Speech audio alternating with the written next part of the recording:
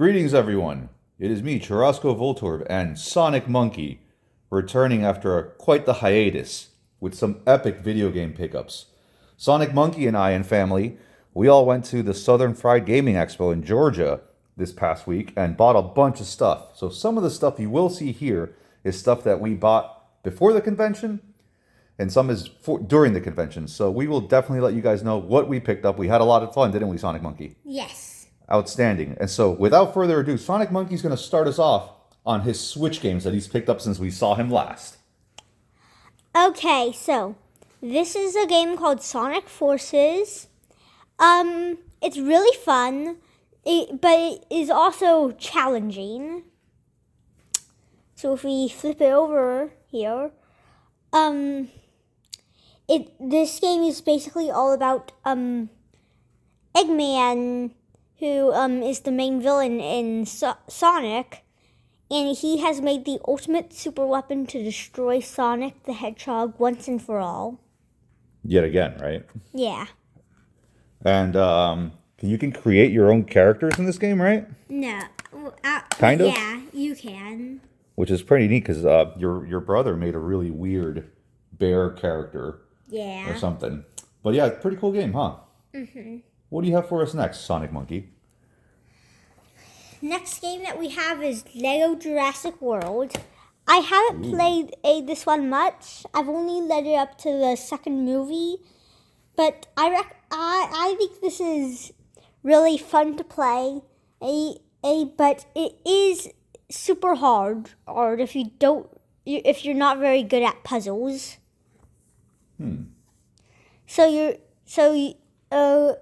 These are 4 Jurassic World adventures, which mean 4 of the movies. 1, 2, 3, and 4. So it's really fun. And you can be dinosaurs, You could be dinosaurs in this one? Yeah. Know how you're a big fan of dinosaurs still, right? Yep. And what does it look like inside? Does it come with a manual or anything, or is this just one of those boring ones? It's one of those boring ones. All right. Let's see what else you got, buddy. Next is one of my personal favorites, Destroy All Humans. Ooh. Now, this is a version where there is no gore, but you are basically an alien that's looking for your friend, and you're a clone, and you need more DNA to make more clones, but you're looking for this one clone that crash landed on Earth, and you find out that a bunch of scientists dissected him, and now you want to destroy all humans. And you have crazy futuristic weapons. Also, you have a jetpack. That's pretty neat. This is like an open world exploration game? Yep. That sounds right up your alley. And I don't think... Yeah, there's nothing inside. I heard that game has a lot of potty humor in it, doesn't it? Yeah. Some naughty curse words in there, maybe? Mm-hmm. I think they say shit. Yeah. All right, let's put that one back and go on to the next one. This next one is very challenging. It's Moving Out. It looks like a cool kids game. It looks like a cool kids game, but don't be fooled. It is very hard and very challenging. So you could choose. Well, why is it so hard and challenging? Why don't you explain that for us? Moving Out is a game where you're moving stuff out of the house, and I recommend 2 players because it'll be a lot faster, and you can pick up the heavier stuff. So you're trying to move stuff out of the house into your moving truck before the time runs out. That sounds pretty cool, actually. Mm-hmm. I haven't tried to play this one with you yet. We should probably check this one out together. So yeah, there's cool artwork inside, but it's the same as the cover, basically. That's pretty neat, though. At least they put some effort into it, right? Yep. All right. What else we got? Next is Donkey Kong Tropical Freeze. Uh-huh. my brother and I played this game, and as you can see, this is funky mode. So basically, the story is you're Donkey Kong, and I don't really remember the story, but I think it's his birthday, and a bunch of penguins come and make the whole island like cold. That's not good. Yeah, so you're trying to stop them, and yeah, this is funky mode. So you can swim. I mean, this is yeah. It's basically if you want it to be easier. Like this is the funky mode comes with jump and hover, swim like a pro, and safe on spikes. I haven't got really that far into the game. It's a challenging one, isn't it? Oh, that's a cool reverse cover on that one. Yeah. Huh? That is really cool. I didn't even know that. That is a really cool one, actually. So let's pick up the pace. Let's see what else we got over here. Okay. My goodness, you have a lot of games. This is going to be my favorite. That's your favorite one so far? Super Mario Odyssey. So, you are Mario, and you're trying to save Peach, who has been kidnapped by Bowser, and Bowser has a bunch of game plans, and you have to go all around all the kingdoms to stop him. So, and also you get a cap that's named Cappy, and you can possess things, capture. Like other enemies and things? Yeah, That's pretty cool. Yeah, and as you can see, you can be a T-Rex. I'm guessing that's a big highlight for you. Yep. So, and you can have different costumes, and it's very fun. And if you want to play this in 2-player, you can be Mario, and your other player can be Cappy. Oh, that's pretty cool. So let's see what's inside. Let's see. Yeah. Huh. Artwork. This is a song from the game. It has lyrics to a song inside? Yeah. Oh, interesting. I didn't even know that either. So yeah, this is one of my favorites. How close are you to beating that one? Really close. I have like 27 moons left, and that's what you need to collect to get to other kingdoms. Very cool. Okay. Now this next one I haven't really played. It's Mario Strikers Battle League. Is that like a soccer game, a sports game with Mario characters in it? Yep. Uh-huh. So there's a bunch of different characters you can be, and a lot of different maps. You can be Mario, you can be Bowser, and you can have Bowser's Castle, and I don't know what to call it, but Greenland, or I don't know. Like Kirby's Dream Land? No. Kirby's in this one or not? No. Oh.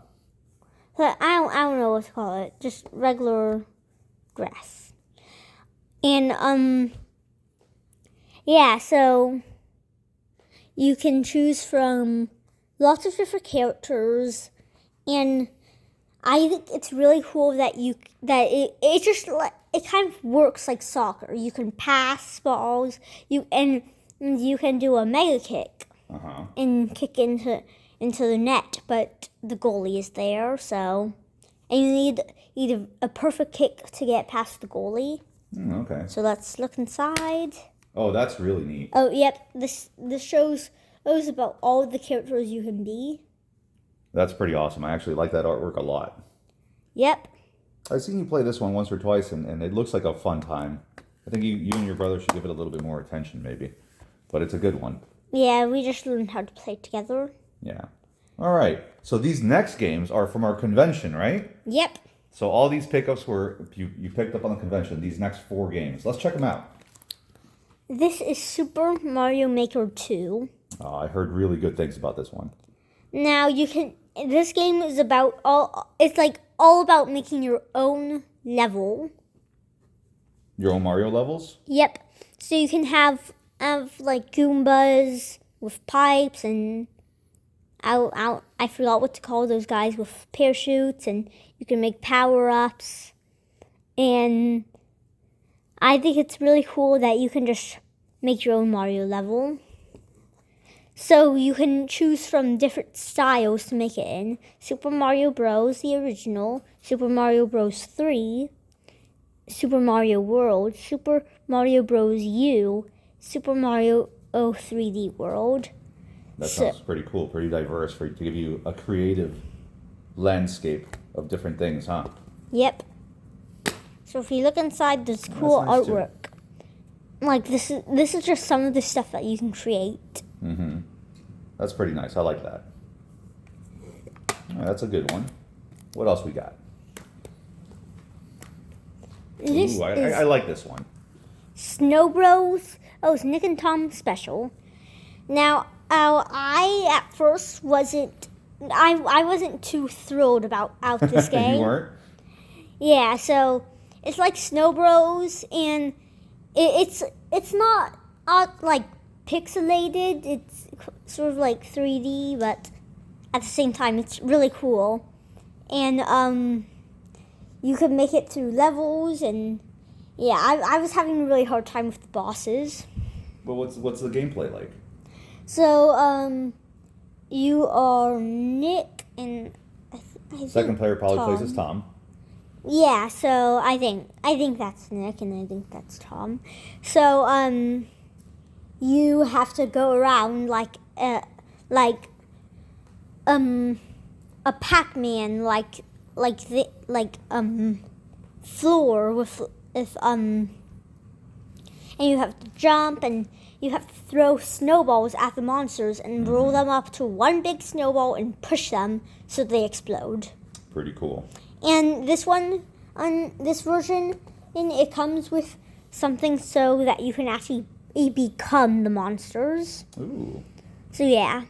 This is a very old school game that's been kind of remade for the modern audience. Yep. Maybe it initially didn't click with you, but I'm glad you're starting to kind of get into it. So if we look inside, oh yeah, so there's a manual. A very nice manual, huh? Mm-hmm. And a sticker sheet? Yep. That is pretty cool. I like that. And when we look inside, there's all sorts of cool pictures. I like that. That is pretty neat. I like all the extra stuff. I like it when people go out of their way to not only make even artwork, but also like a manual and a sticker sheet. All right, we got two more for you.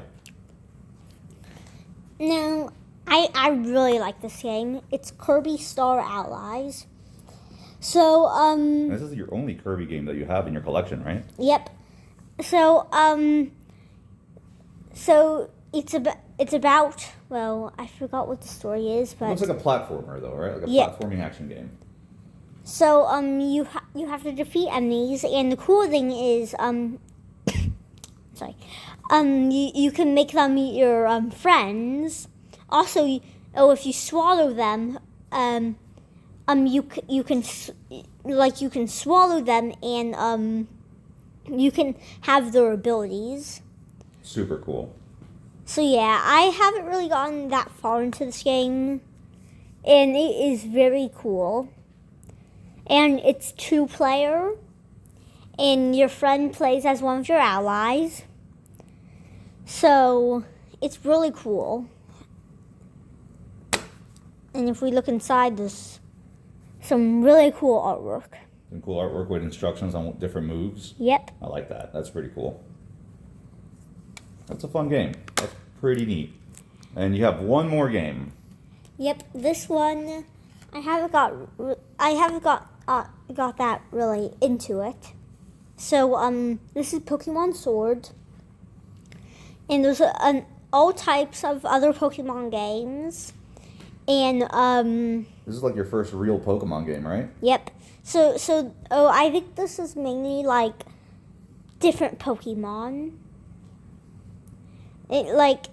You start out with different Pokemon, and the story's a little different. Different than what? Different than the other Pokemon games, like Pokemon Violet, Pokemon Shield. Mm-hmm. And if we flip it around here, you can combat at other trainers, and you can choose from 3 Pokemon: Grookey, Scorbunny, I think, and Sobble. I'm amazed that you know all their names. I cannot keep up with anything beyond the first 151 Pokemon. So yeah, it's really cool. As I said, I haven't got really into it, and this is cool because it's like the map Of the island? Yeah, so it's open world. That's awesome. So I'm hoping that you get into that because me and your uncle used to play Pokemon all the time, and we got into it. This is could be your first like little Pokemon journey, so I'm hoping that you get into this one. So, is that all your Switch games? Yep. Did you have a blast at the convention? Yes. Awesome. So, with that, Sonic Monkey, until we catch you on the next episode? Yes? Yeah. Awesome. Well, now I will take over for the rest of mine. Thank you for being on, Sonic Monkey. Bye. We'll catch you the next time. All right, guys. So now let's get on with my stuff. We're going to start a little backwards. We're going to be all over the place. There's really no rhyme or reason to the way I'm going to do stuff today. So let's start with something I'm going to try to go by excitement levels. Let's go with Tetris Plus for the original PlayStation. So, nice and complete. Now, I didn't notice until after I bought it because it was in shrink wrap. It looks like Wolverine himself or some kind of horrible creature with long, sharp claws destroyed both the back and the front of this PlayStation 1 case, which is kind of a shame. Tetris Plus is basically Tetris with some adventure elements. So there's a story mode where there's this professor, like he'll be stuck in a chamber, the blocks come down, and then basically you have to keep him from getting crushed. And there's traps with spikes and things, and you open up pathways for him. It's pretty cool. I was looking up reviews on this sucker, and it says that the bummer is that there's a ton of loading screens. And I was like, at first, like, how bad can it be? And it was a lot of loading screens that took a long time. For such a simple game, I find that kind of weird, a little inexcusable. But there it is. Tetris Plus for the PlayStation 1. And it also includes the classic Tetris versions and much more, allegedly, which not exactly sure what those much more things are. But this was a few bucks, and I am kind of a sucker for these like puzzle fighter, Tetris variation, or Tetris with a twist type games. Anyways, moving on to something not exciting again. We have Fester's Quest for the Nintendo.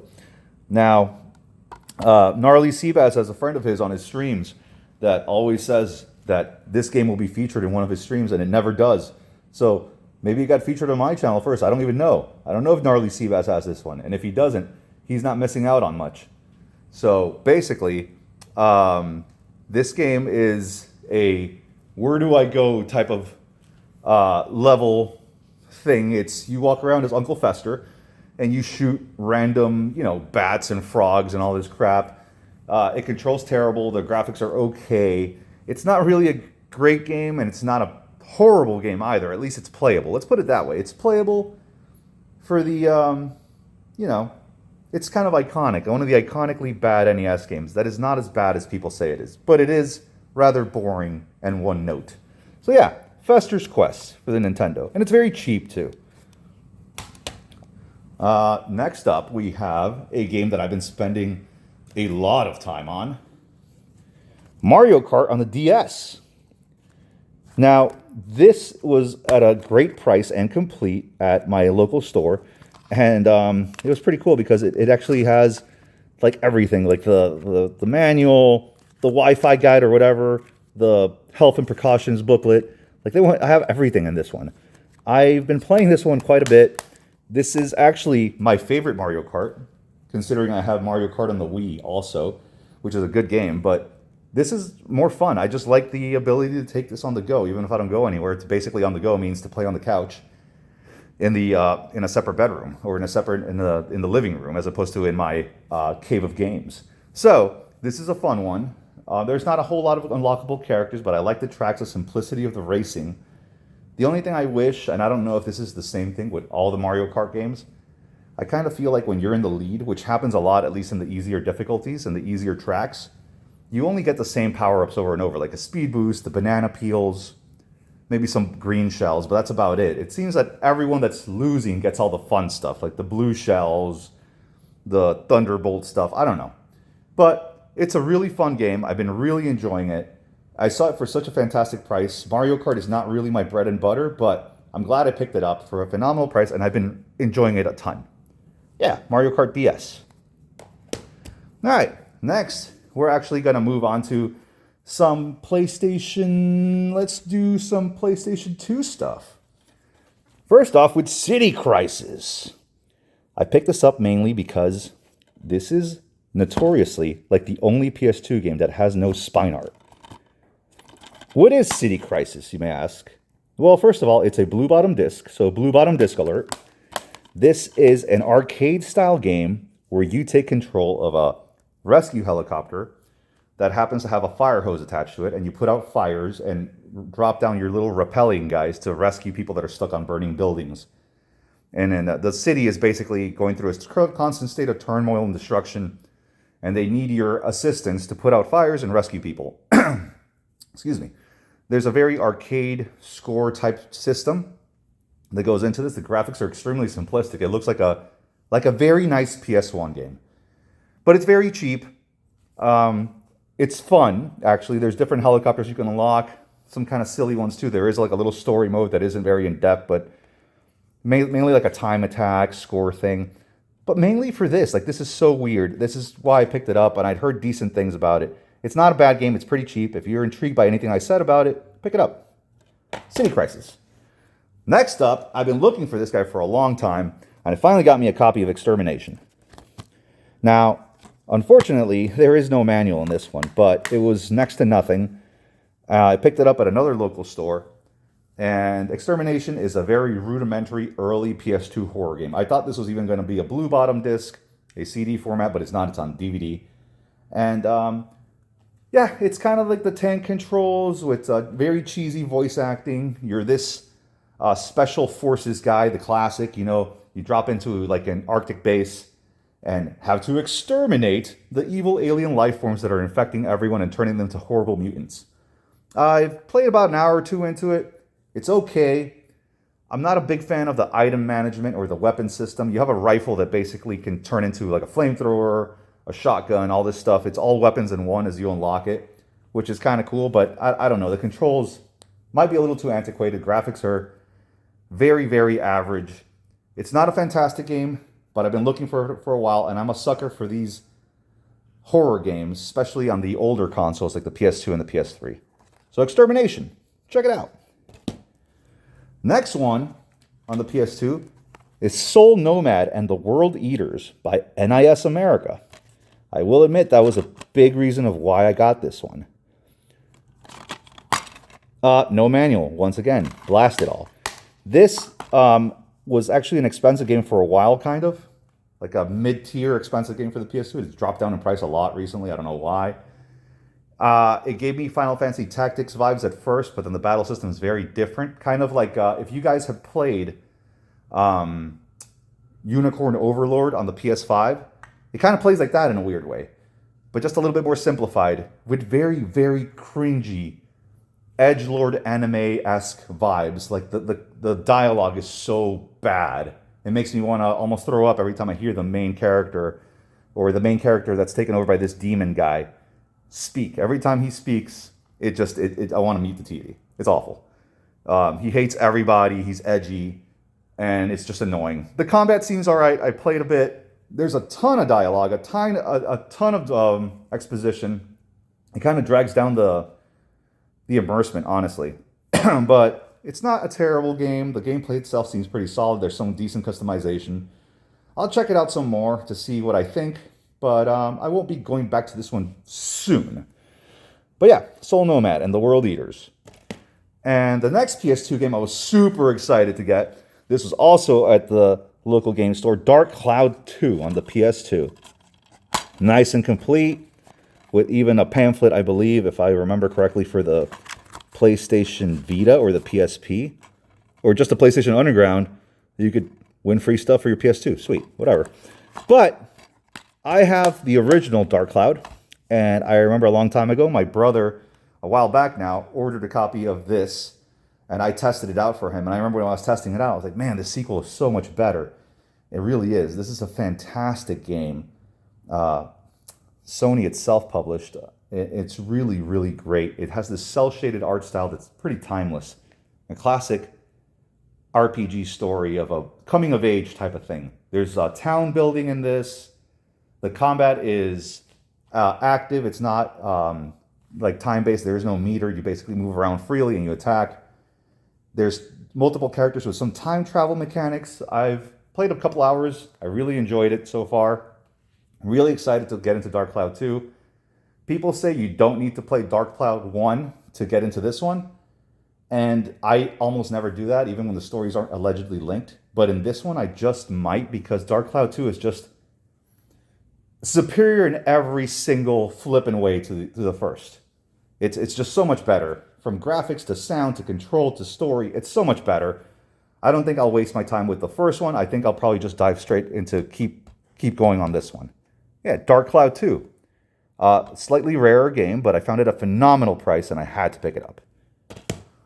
All right, next let's move on to some, I think a couple of PS3 games. Starting off with a pretty big one, Transformers Fall of Cybertron. An epic battle for survival. No manual, don't know if this ever had a manual. This was a little pricey, but not terribly pricey. I picked it up at the local game store. It's kind of funny. I started playing this, and one of my sons got into watching, and all of a sudden that started off a Transformer movie kick, and now we've been watching all the Transformers movies because of this game. This is a pretty cool game. It's a third-person action game where you play initially as Bumblebee during the fall of Cybertron, the titular fall of Cybertron, which is the origin story of the Transformers.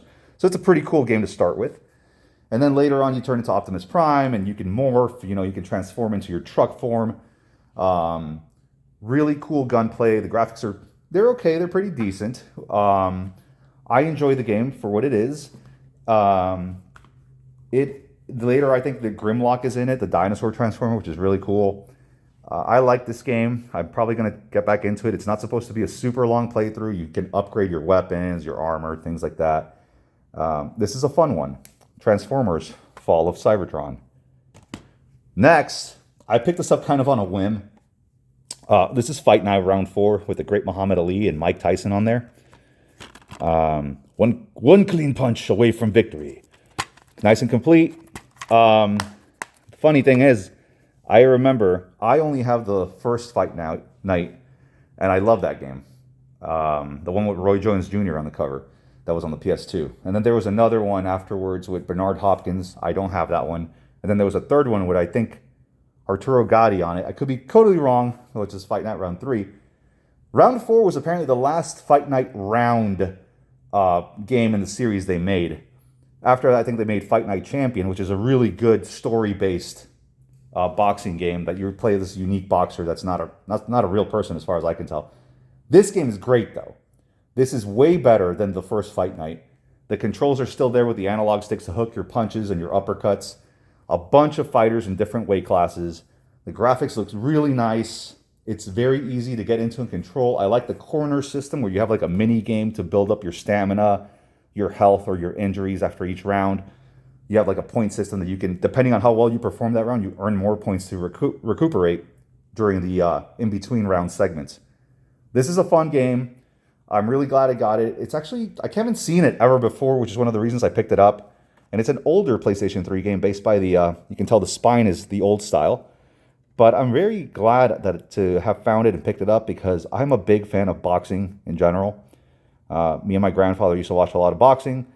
And this kind of takes me back to that. And there's some really cool boxers in here that I remember he talks about. And that my uncle talks about to this day. Yeah, Fight Night Round 4. Check it out. It's a fantastic boxing game. All right. Now, going from one ring to another, on the GameCube, we have WrestleMania. I'm not good at this type of stuff. X1X, is that 15? I could be totally wrong. You guys are making fun of me. I don't care. So, this game, and it's in a Blockbuster case with no manual, but there it is in really nice condition. It's not crackling. It's not doing anything weird. It works just fine. This game, I had heard, was one of the better GameCube wrestling games. And it definitely looks better than the other WrestleMania game that I have on the GameCube. But the story mode sucks. I was very disappointed. I thought I was going to have like a season mode where I could maybe make a wrestler and go through it. But no, you play as a wrestler doing like beat-em-up segments for Stephanie McMahon to take over her dad's company. It's really lame. But there are some cool wrestlers, and here's some favorites. I only played it very briefly to see if basically it worked and to check out the story mode. I was not wowed. I'm glad I have it because this is actually a little bit pricier for the GameCube wrestling games, but I got it for almost nothing. I don't know if it was mispriced or the thought that it was in this crummy Blockbuster case without a manual maybe had something to do with it. But yeah, WrestleMania, whatever Roman numeral that is a decent wrestling game. I bet you playing this with another person is probably a lot more fun than playing it by myself. All right, let's see what else we got. Let's move on to some... this will be interesting. And this is kind of a cheat, but I'm going to do it anyways. All right. The original Xbox haunts me to this day. And I finally picked up a working copy. It worked on my Xbox of Dead or Alive Extreme Beach Volleyball. So I put it back in the case, featured years ago with the lenticular cover, the lenticular art card, and the manual that I have. So I basically swapped the discs out. And I was playing it, and the game plays well. It's a good volleyball game. And you know the appeal. The only reason this sold like anything was because of that. And it's an Xbox exclusive, so I had to get it. This is getting to be an kind of more expensive, hard-to-come-by game. So what I did is I was playing it, and all of a sudden my Xbox froze, and I said, that's weird. So I reset it, and then guess what? The original Xbox's original hard drive died. So now I have no way to ever make that Xbox work unless I send it off to a repair guy that's offered me a decent price to add a upgraded hard drive and replace parts in it and service it and replace capacitors. So I might just do that. And I'll play Xbox again. But I'm finally glad that I have a working copy of this game. This game has haunted me since the video was featured on, which was maybe 1.5 to 2 years ago that I picked it up. And I finally got to play it, and it killed my Xbox. So this game might be cursed. I don't know. But I have a working copy of it now. Let's move on to the Wii. With Burger Island. Churrasco, what are you doing with all these trashy games? Burger Island plays like a Flash game, where you are this chick that runs a burger stand. And it's time-based challenges. You have to make burgers and fries and hot dogs for your customers quickly before time runs out. It plays very much like a free-to-play mobile game. But it was a few bucks. It was a really minty copy, and it's made by Destineer. And Destineer made the Little Red Riding Hood Zombie Barbecue for the Nintendo DS, which is a phenomenal game. So I thought, maybe something like that would be fun. And every now and then these games are okay for a time waster, and it was. I played it for like an hour or two. I enjoyed it for what it was. Yeah, I have Burger Island, so what? It's okay. There's a lot of shovelware on the Wii, and you can definitely do worse than this. Next up is a really cool Wii game. This is Red Steel by Ubisoft, before they lost their minds. Your fate lies within your grasp. Now this was an extremely ambitious Wii game, and I think an earlier one, where your nunchuck and the Wiimote played kind of independently, and there were times where you would only use your sword and have like duels. At first, the controls, I thought they were broken, but I was just, I had to like calibrate something, or something was wrong. And once it started working, I actually played like halfway through this game, and then I just stopped because other games came up. But this was a lot of fun. I heard that the second Red Steel is really good. It's a story, you're like a mob guy or something, or a hitman, and they kill your target or your mentor or something like that, and you have to get revenge. Classic tale. Really pulpy, kind of like a B-action type of thing, B-movie, action movie. It's not bad, it's not super expensive, and it's actually a lot of fun. And when you embrace the Wii mechanics and the gimmicks that they were trying to get you hooked on when it came out, it's actually, I can see the appeal. This is a really, really surprisingly good game. Might be the gem of the video, actually. I really enjoyed Red Steel. All right, next up, let's move on to PS4 games out of nowhere. Let's do that. With a game I didn't really enjoy.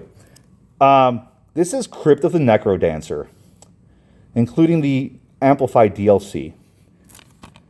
So, and with the manual, it's one of those rare PS4 games that has a manual.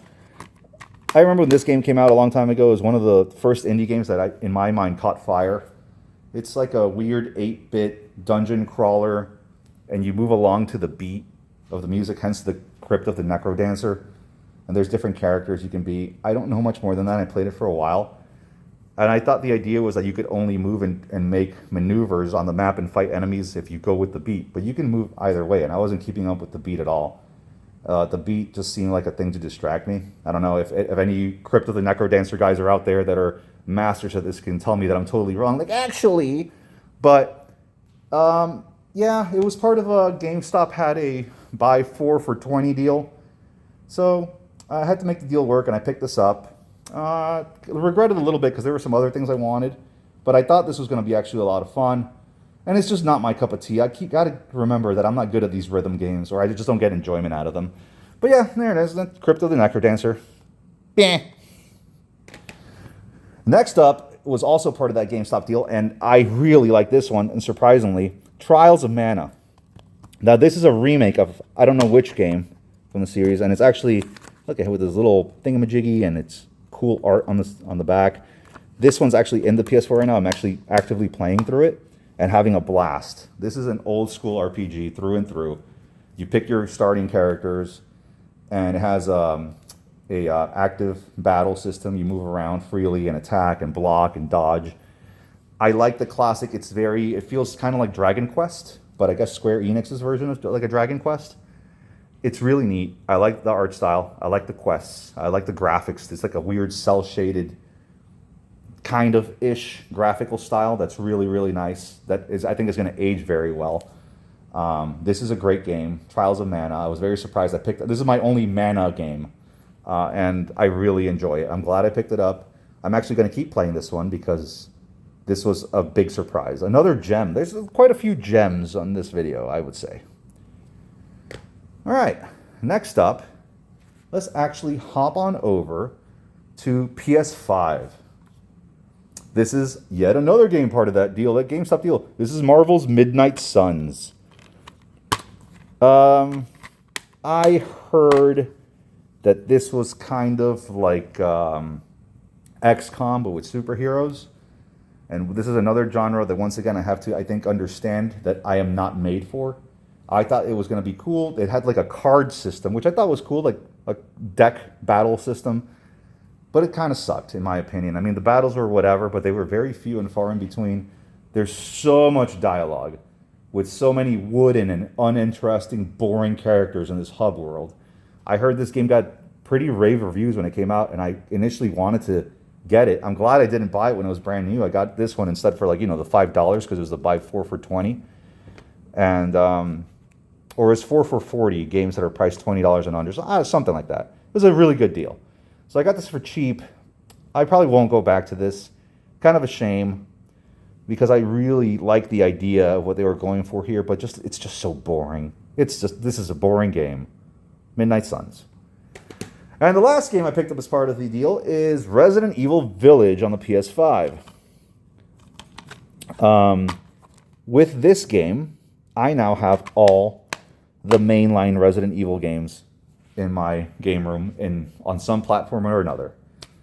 This game, the graphics are beautiful. The ambiance is definitely unsettling. It's not a scary game anymore. I think Resident Evil definitely lost a scary thing. I mean, there are werewolf monsters. The thing that frustrates me about these games is like they give you a gun with like 3 bullets and a piece of bubble gum, and they tell you go take on the game and go figure it out, which is fine. But I guess I need a little bit more hand holding. I trekked through this village, and I had flashbacks of Resident Evil 4 where I'm getting just hacked to pieces by the villagers or the monsters that live in the main area. I tried to barricade myself in buildings. I got chased down. I ran out of bullets. I died over and over until I eventually gave up. Will I go back to Village? I don't know. I'm more of a fan of the RE3 remake was phenomenal. Resident Evil 5, Resident Evil 6, I like those. The ones that everybody hates, right? I like those. The main ones that everybody's like, oh my god, the horror, the survival. I just can't get into it. But yeah, Resident Evil Village, it's a few bucks. I wasn't going to pick it up, but the appeal of owning all the Resident Evils was just too great to pass up. So yeah, Resident Evil Village. Next up, we got a few games that I pre-ordered. I've been waiting on forever. But actually, first, let's dive into this. This is Suikoden 1 and 2. I saw this at a GameStop, one city away. And it's actually in the PS5 right now. I'm playing through it. As you guys know, Suikoden 1 and 2 on the PS1 came out originally. They're very expensive, and they were remastered for modern consoles, and I picked it up. And I'm actually having a lot of fun playing through Suikoden 1 now. It's supposed to be a shorter RPG from the 20 to 30 hour range. I'm pretty far into it, actually, like maybe 15 or so, and I'm having a lot of fun. It's a traditional RPG. You collect a big cast of characters, and you build up a fortress. I heard that Suikoden 2 is a masterpiece and one of the greatest RPGs in existence, so I'm really excited to beat part 1 and get into 2.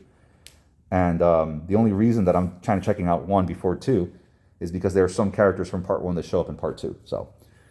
But yeah, it's a classic PS1 era RPG with souped up graphics. It's a little bit nicer. It's a lot of fun. The story is interesting.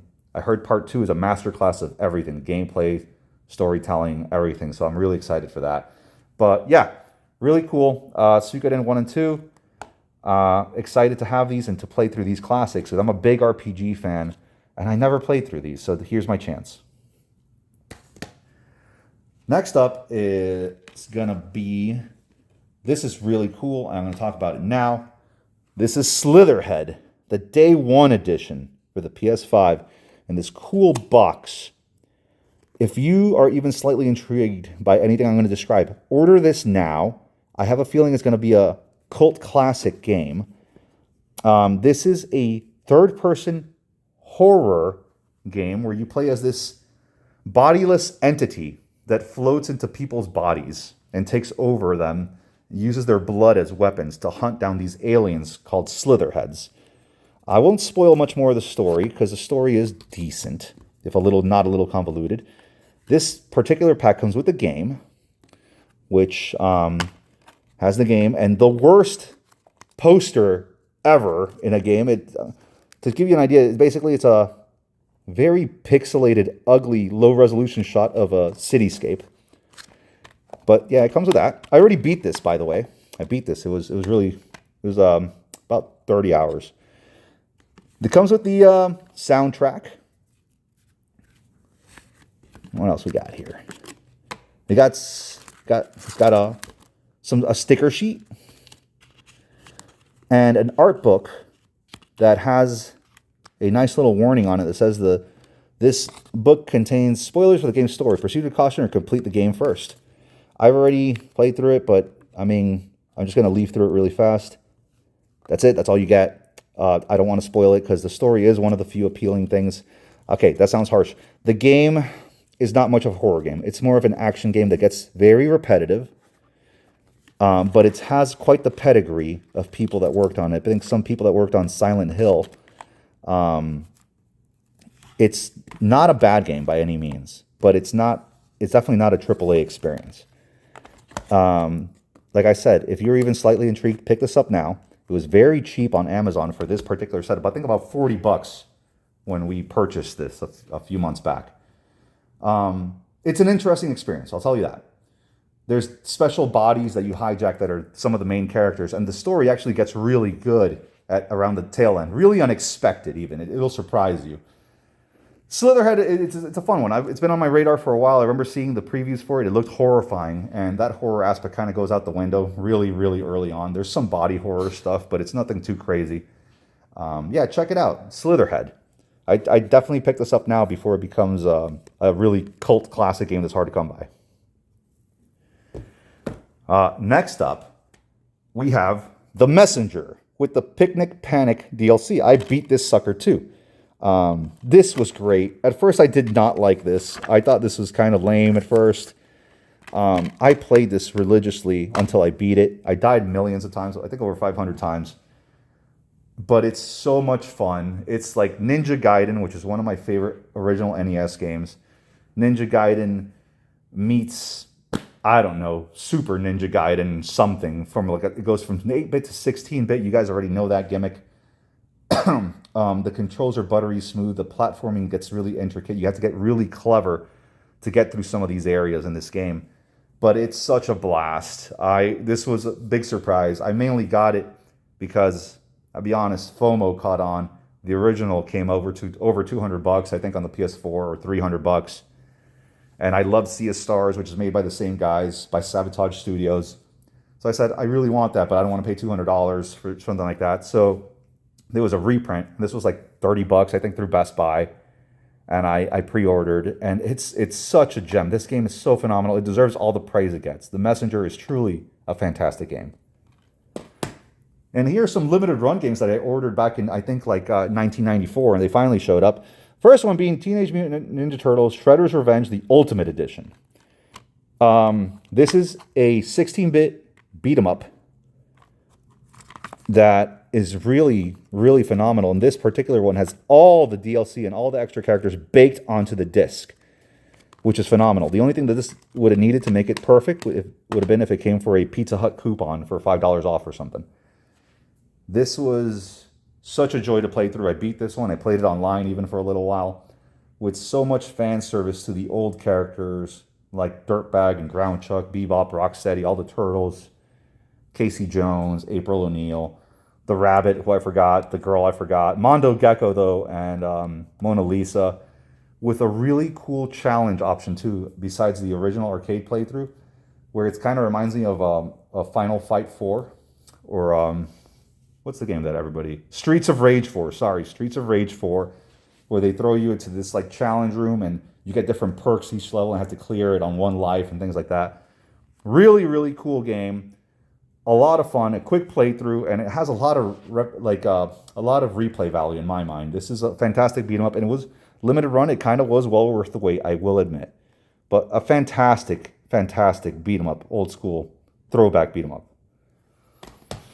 Next one is another limited run game, the Castlevania Dominus Collection. I got the Order of Ecclesia cover because I thought that would be my favorite one of the DS trilogy.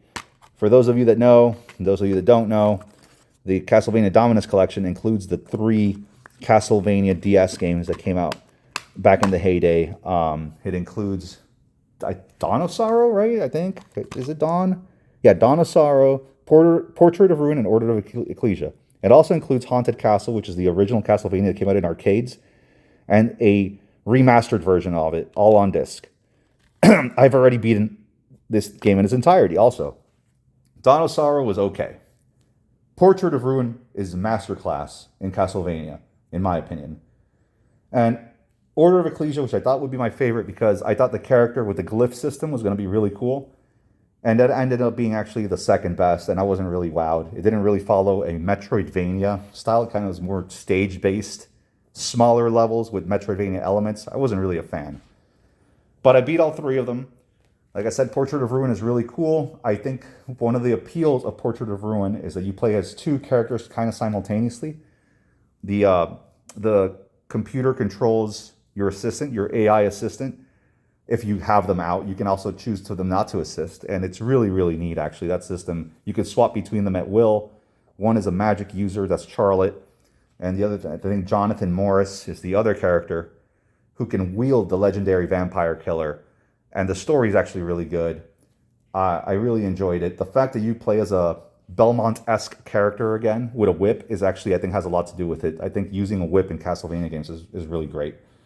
But yeah, this is fun. And the DS games, I think each one is easily over $100 right now. I think a couple of them dropped a bit because of this collection releasing. But this was like $35 through limited run. Of course, the scalpers right now are asking for God knows what on these games or on this collection. But I'm glad I got it. I pre-ordered it when I did. And now I don't have to hunt down those 3 separate DS games at over 50 to 100 and $120. But yeah, Castlevania Dominus Collection. Cool pickup. The last PS5 game I got is actually my favorite one. This is Ender Magnolia, Bloom in the Mist. And yes, those of you with a keen eye know this is the Japanese copy, but that's okay. I ordered this through PlayAsia, and it has full English translation on disc. You don't have to do anything. You pop it in, you change the language to English, and that's it. Which is funny because just yesterday, I saw the limited run put Ender Magnolia on their website available for pre-order. You'll get the NTSC English copy. But hey, I already beat this game. This was a long one. This Ender Lilies, for those of you who remember, was one of my favorite Metroidvanias a while back, and this one's even better. Phenomenal graphics, phenomenal control, fantastic story. the sense of progression is so good. There's so many hidden side quests that you have to really put your mind through, and it's worth it. Like, there's no really explaining how good this series is. For those of you that have played Ender Lilies, completed it, and even slightly enjoyed it, I highly recommend you check out Ender Magnolia. It is a million times better, and it is so much fun, and it's one of the greatest RPGs or Metroidvanias that I played in recent memory. So definitely do yourself a favor and check it out. Ender Magnolias, fantastic game. Next up, for all you dads out there, it was recently Father's Day, so happy Father's Day. I got a couple of Father's Day gifts I'm going to show you real quick. First of all is Lunar, the remastered collection. Still sealed. I haven't got a chance to get into this one because I want to beat the Suikoden games first and then check out Lunar. These are, all four of these, the Suikoden 1 and 2, and the two Lunar games on here are 4 RPGs I never checked out back when they came out. This was a little bit harder to come back because it was only on the Sega CD originally, and then on the PS1 in these big box sets with cloth maps and medallions and things that as a kid I probably was never really going to get into. So many years later, all the praise these games get, they were lauded for having all this stuff, and here I am finally getting a chance to eventually play this one. I don't know anything about it. Guys, tell me in the comments if you guys have played the Lunar games, if they're good, they're as good as people say. I'm very excited. I heard this is super old school, even older than the Suikoden stuff, but a timeless classic, allegedly. So let me know. Are they, excuse me, I had a burp and I ate it. Let me know. Is this good stuff here? Am I sitting on gold? Please tell. Next, and let's see, the next Father's Day gift is the last Father's Day gift was, this is War Song for the Genesis. It's a little beat up of a copy and it was a little pricey, but one of the reasons that I decided that I wanted this one gifted to me is because it has a new battery in it, which is great. War Song is Langrisser 1. You guys have heard me say it on this channel multiple times, on my pickups especially. I love the Langrisser series. Langrisser 2 and 4 are amazing. I have them both, one on a bootleg cart and one on a bootleg PS1 disc that plays on my very special PS1. This is a legit NTSC copy, War Song. They renamed it War Song. I guess they thought Langrisser was a weird name. And this is a little bit more archaic and old school, but I am having a lot of fun. I played through the first 3 missions. These are very hard tactical RPGs with really subtle but cool anime-esque type things and cool little battles that reminds me of something out of Advance Wars, but somehow better because you don't have to manage bases or any of that junk, which pisses me off in Advance Wars. And yeah, I'm really pumped I want to definitely beat this one. So it's in the Genesis. I just took it out of the Genesis to make an appearance. And I will be going back to this one pretty soon, actually. This probably might be the next game in general that I want to beat. But War Song is a fantastic little game. And if you like tactical RPGs, even a little bit like Shining Force or any of the other Langrisser games, definitely try this out. All right. And like me and Sonic Monkey said, we were at the Southern Fried Gaming Expo. All the next games are going to be pickups from that convention. Starting off with something kind of lame. Brain Age, the first one. Those of you that remember know that I got gypped out of... I bought Brain Age 2, and inside was the cartridge for Brain Age 1, so I had to order a loose copy of Brain Age 2, put it in the Brain Age 2 box, then I had a loose copy of Brain Age 1, so I was on the lookout for a case and a manual, and then at the convention, some guy had this for $2. I mean, need I say more? I picked it up. All Brain Age did, you guys know what Brain Age is, it just told me that I had the brain of a man in his 60s, you know, which basically was pretty insulting, and that's it. And I'll probably never play it again, but for $2, I completed this, and now I have a loose copy of Brain Age 1 for whoever wants it in the comments. Let me know down below. Yeah, nothing to say about it. If you like Sudoku puzzles, it's there, I guess. Next up, we have 2 other DS games. Hoshigami Ruining Blue Earth Remix. Now this game and the next DS game that I picked up at the convention are both tactical RPGs. Hoshigami, originally released on the PlayStation 1. It's kind of a generic PS1 tactical RPG. It's souped up a little bit on the DS. I liked it. a lot, actually. The battle system is cool. It's a little tedious and it takes a long time because you have to time your swings. It has like that swing meter and you have to time it. And there is permadeath. I didn't know until one of my frontline soldiers that I was really liking for the first couple battles died, and then he disappeared. I didn't know there was permadeath. Joke's on me, I guess. But the story seems nice. Graphics are decent. It's supposed to be a longer game. Has a training tower for random encounters. Pretty deep battle system, I think, eventually. But I'm enjoying it for what it is so far. I played a few battles and have really enjoyed it. But the next DS game that I picked up, tactical RPG, definitely shadows this one. And that is Final Fantasy Tactics A2, Grimoire of the Rift.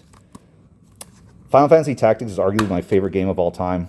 This was recently in the DS until about an hour ago because I wanted to put it in the case for the video. Has a little dent in here. I don't know, someone got angry and like pricked it or something. But this is a cool game.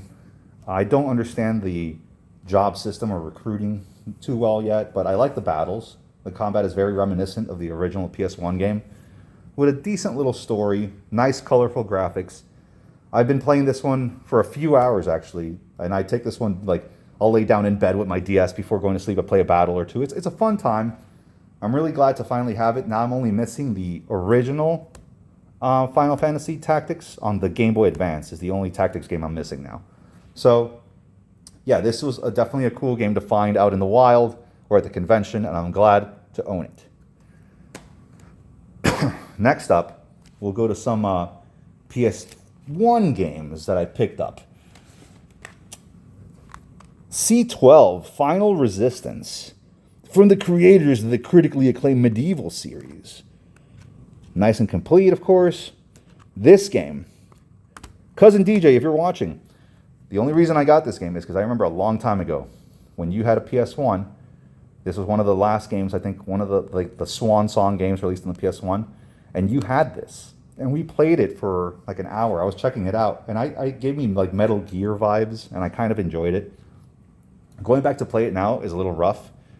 Think of like the the Terminator, basically in the future, all the cyborgs and androids have taken over, and you're a resistance fighter with a cybernetic implant, and you have some Metal Gear-esque controls with your rifle, and you have a blade too, that's not Metal Gear-esque, but it's pretty cool. I played this actually for about 2 hours. This is a fun game, and it's very cheap. It's a fun little game. I played the first few missions. The controls took some getting used to because you couldn't really alter them, especially. You can't map your buttons, so it took some getting used to what they wanted, what they locked you into. But this is a fun little third-person action game with some cover-based mechanics. It's a little rough to go back to these graphics and these controls, but I think the juice is worth the squeeze. C12 Final Resistance is definitely getting a thumbs up from Churrasco. And the next PS1 game I bought was the only game on my list that I bought that was on my... That was the only game that I bought at the convention that was on my list of games that I wanted. Twisted Metal 2. I finally got a copy of this. I paid a little bit more than I wanted, but this is the black label with the cool Sweet Tooth disc. And I am so excited to have this one. I played it very briefly. This is a hard one to go back to.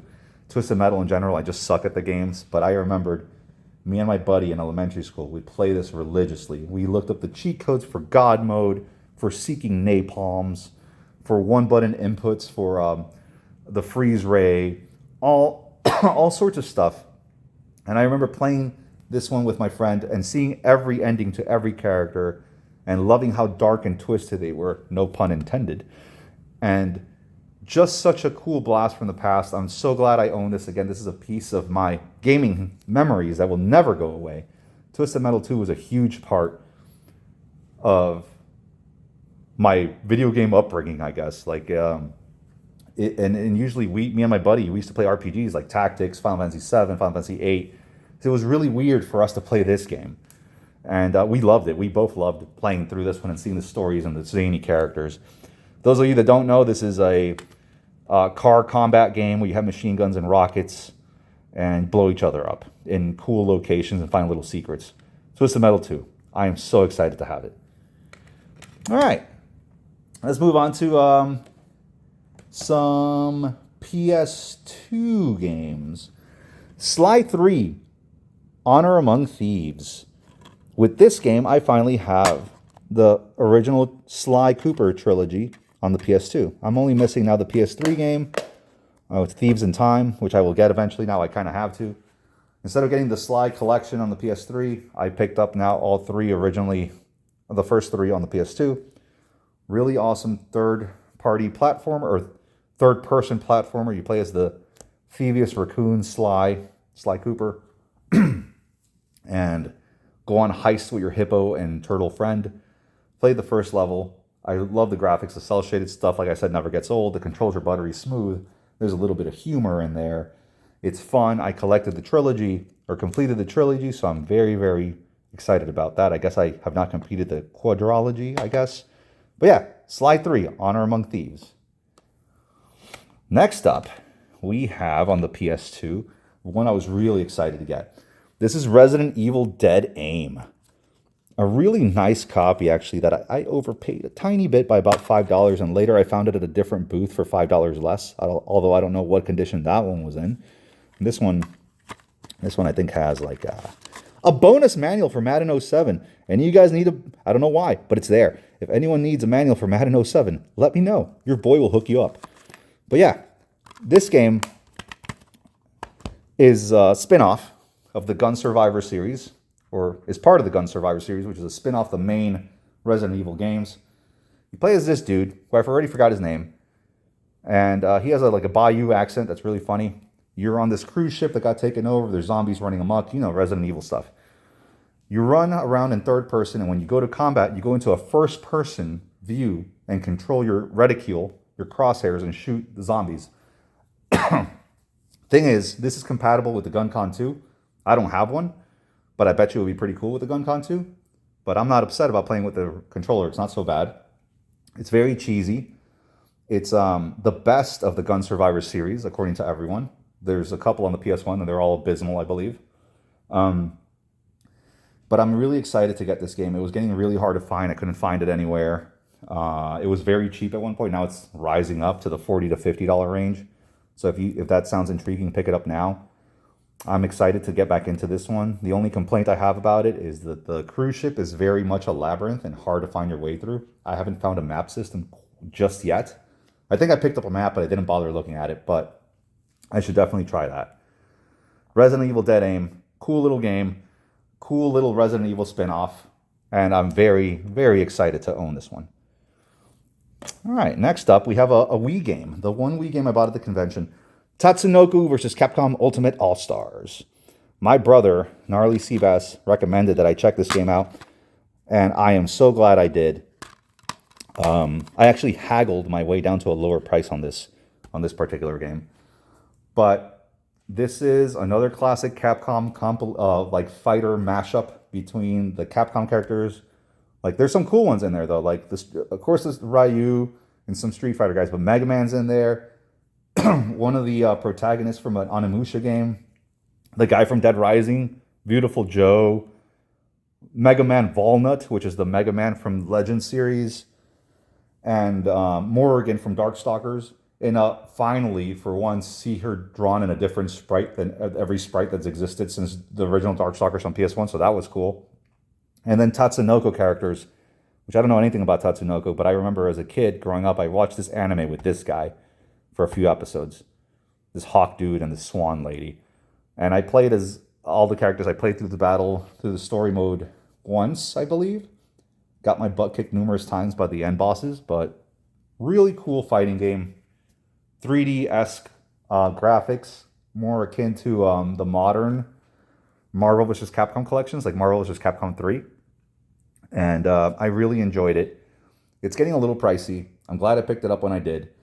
And I am very thrilled to have this. This is a great game. I definitely need a second GameCube controller, because you can play it with a GameCube controller, or a classic controller to be able to play with somebody else. But yeah, really cool. Tatsunoko vs. Capcom. All right. Winding it down, we got a couple of GameCube games. First up is Pikmin, a player's choice, but I don't really care because, you know, I never owned these growing up.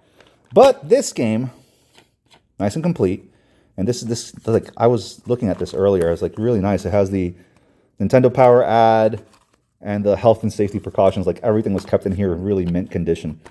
There was another copy at the booth I bought this one at that was also a player's choice, but someone had written their name on the disc and it was missing some pamphlets and it was really gross. But this game, I remember my brother, when he got his GameCube, this was one of the games that he got with his GameCube, and I was wowed by the quality of the graphics and the innovative gameplay. And that's the main reason I wanted it. You play as Captain Olimar, little alien guy that crash lands on Earth, has a 30-day supply of oxygen to get off Earth by fixing his ship. He does it with the help of these Pikmin, which you hoard around like cattle, and they do different tasks. They battle for you, they carry things. Really cool, kind of puzzle-based adventure game. The main reason I got it is because of the memory of my brother playing it. When I popped it in to test it, I immediately was immersed and surprised with how well this thing controls, how intuitive everything is to this day. This is like a masterclass in game design by Nintendo. They really know what they're doing, especially with this new IP. At the time, it was a new IP. Now it's a pretty big series. It's been going on for a while. But I really enjoyed Pikmin. I will actually probably go back to this and play it. I played about an hour or two in. It's a lot of fun. I like the graphics. I like the gameplay. Like I said, it's phenomenal. I'm really excited to have Pikmin. I wanted this one for a while. Now I might need Pikmin 2 if I go through this one and enjoy it as much as I think I will.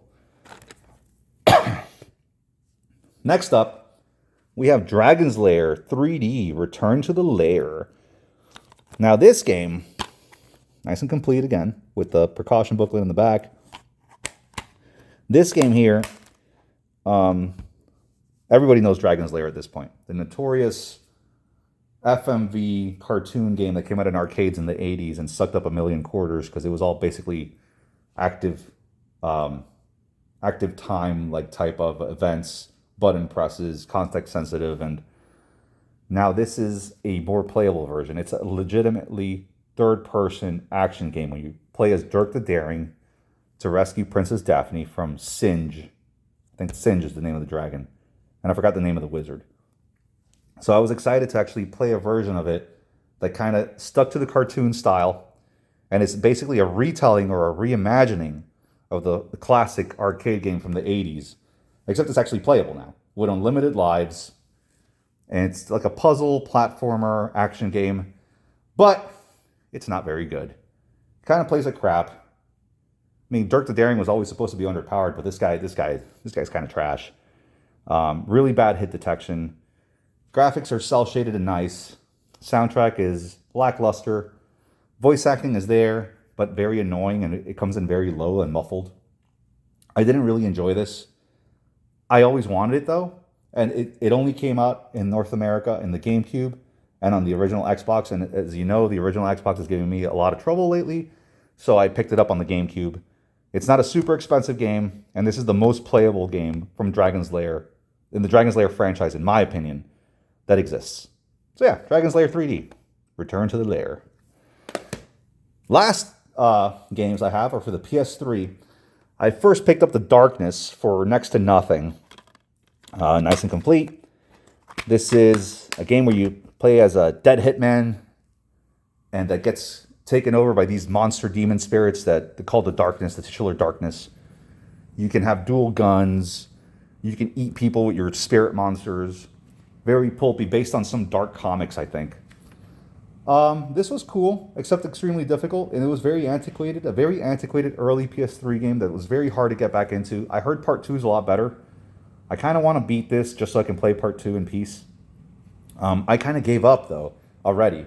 I was in the first level, and in the first level alone, I was already getting killed over and over and over. It's very difficult. It's on normal difficulty, and that just kind of turned me off. And for the game, the graphics are really rough, even for an early PS3 game. Like it looks bad. But I'm glad I have it. It's off the list, and it's actually, this game is getting a little bit pricier. I think it's around like $20 for what it is. I don't think that's worth it. I found this for about $7 in a discount bin at the convention. So at that price, I couldn't afford to pass it up, and a nice and complete copy. But yeah, The Darkness. Next up, I kind of bought this on a whim, and I'm kind of glad I did. Elder Scrolls 4 Oblivion, the Game of the Year edition. This has all the DLC. The original game, Knights of the Nine and Shivering Isles on disc. One of those rare games that has all the patches already on. There is no extra patches download. It's all completed as best as it can be right here. And this is medieval Fallout, basically. If you played Fallout 3 or 4, you played Oblivion. Except Oblivion has swords and crossbows instead of like plasma rifles and baseball bats. So this is a fun one. I made a character. I went through the opening, you know, the classic, you're in a dungeon, you get caught, you escape, go through the underground. Now I'm in the open world. I stopped playing at that point, take a little break. But a lot of fun. Rudimentary graphics. The controls are great though. The systems, the battle system, the spell system, they're all good. This game, I remember friends in college would spend hours, if not days, playing this game. And I always thought, it looks kind of cool, but, you know, Fallout is way cooler. But now I picked it up. This was about $12 on the convention floor. I picked it up, and I do not regret it. I finally own another gaming memory of something I probably will play through at some point. Not all, I don't know if all the way, because it's supposed to be a massive game, but I'll check it out. And the last game I picked up is Never Dead for the PS3.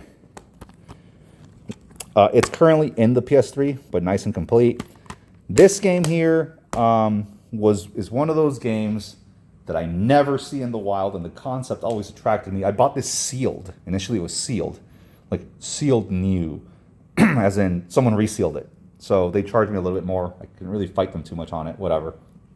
This was one of those games, kind of like when Splatterhouse came out on the PS3 and Lollipop Chainsaw first came out on the PS3, people were kind of pooping all over it because they said it's a bad game, it's not very good, it's just schlocky and vulgar.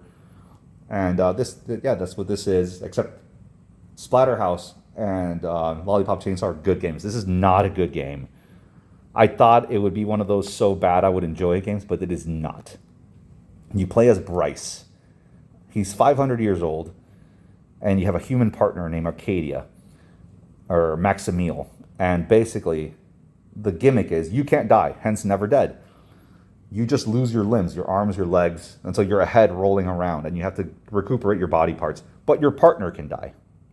If she dies, it's game over. So it's like a giant escort mission, third-person shooting. You have dual guns, and you have a blade, a giant sword that you control with the analog stick. That's a really horrible way to control things in a third-person shooter. The only way you can really kind of die, they're these little enemies that when you're ahead, they suck you into their mouth. And if there's a timing-based minigame that you have to do to get them to spit you out, because if you don't, they digest you forever, and you will spend your life being digested by them. So that's, I guess, a horrible way to play out eternity. I don't know. But anyways, Never Dead. I never see it out and about. The graphics are really, really nice. Made by Konami. Are kind of getting rare. It used to be really cheap. Now it's a little bit pricier. Probably set you back 30 to 40 on a PS3. Didn't really have any massive heavy hitters at the convention floor. Just a lot of stuff I really wanted for a long time. So that's basically it, guys, for games. If you see anything you like, drop me a comment. Tell me what you think about all this stuff that I picked up. I blew a ton of money on this convention, but I had a blast with my family. I really did. It's the first convention I've ever been to. I definitely learned some tricks of the trade. And I look forward to next time doing it better, or maybe going with Gnarly Seabass or Cousin DJ. I think they would get a kick out of going to this convention. This was a lot of fun. Thank you guys for bearing with me during this whole rant on video games. It's been a bit. I haven't seen you in months, but hopefully I can make a little bit of a comeback. Work has been really busy. A lot of things have kept me really busy. Anyways, guys, hope to see you again soon. Thank you for your viewership. I really appreciate it. From me and Sonic Monkey, thank you guys so much. And till the next time, I'll catch you all later.